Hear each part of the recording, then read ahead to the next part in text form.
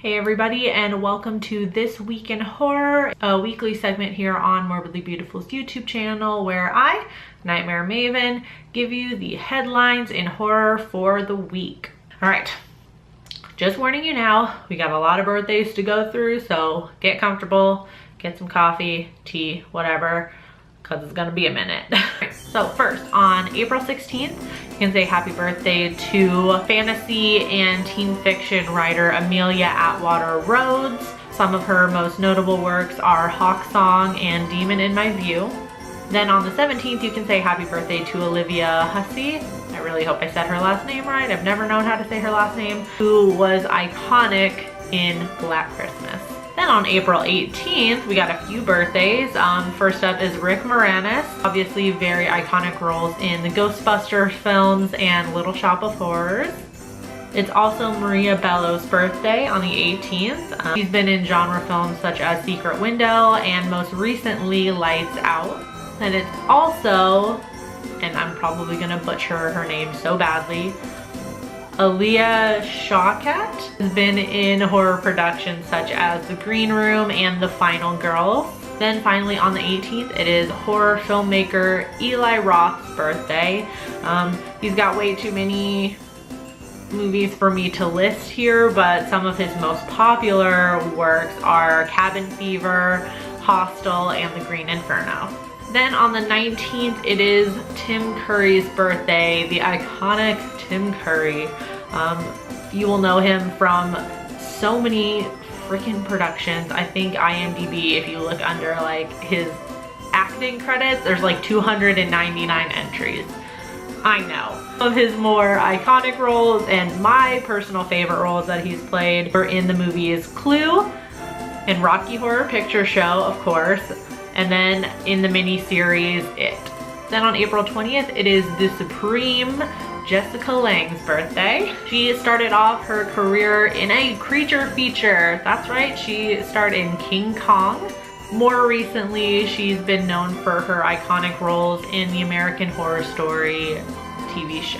And on April 21st, it is James McAvoy's birthday. McAvoy's work spans many genres. He definitely made waves in his role as Kevin Wendell Crumb, Dennis, Patricia, and so many others in M. Night Shyamalan's Split, roles which he will be reprising in the upcoming Glass.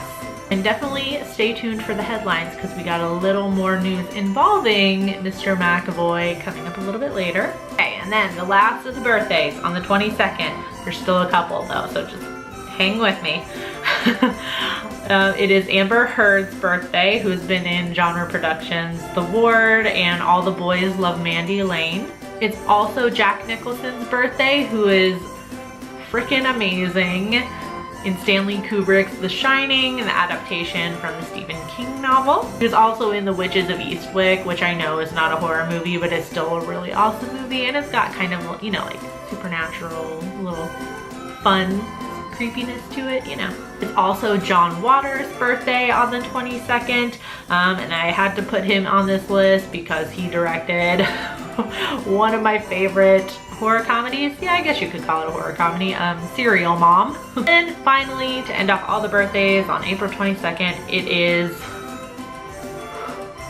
got a little hot here already, Jeffrey Dean Morgan's birthday, who I'm sure most of us probably first saw him in the TV series Supernatural. He definitely won everybody over in the scariest, most terrifying way as Negan in The Walking Dead. All right, now on to the death days for the week. I know technically it didn't, you know, I usually try to keep these Monday through Sunday, but I have to throw this in here because the news just broke last night that actor R. Lee Ermey, I hope I said his last name right, did unfortunately pass away this past Sunday. I'm not sure, as of me filming this right now, I'm not sure if any news has broken on his cause of death, but he will be sorely missed.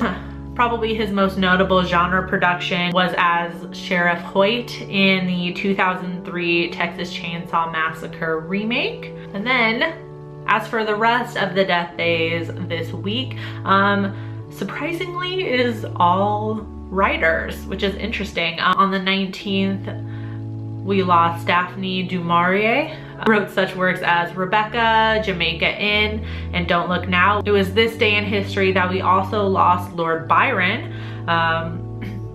who was part of that iconic group of writers who were all hanging out together on stormy, rainy days, where Mary Shelley wrote her famous Frankenstein or the Modern Prometheus. Lord Byron is known for writing one of the first stories in English to feature vampires, a work that is just called Fragment of a Novel. Speaking of vampires, on April 20th in history, we lost Bram Stoker, who you all know wrote Dracula. Okay, so we got a little more Halloween news for you guys out here as the first headline. Jason Blum, one of the producers on the movie, in an interview promoting his newer film, Truth or Dare, was talking about his viewing of the first cut of the upcoming Halloween movie. So I'm gonna read his quote right here, what he thought of it. So here's what Blum had to say.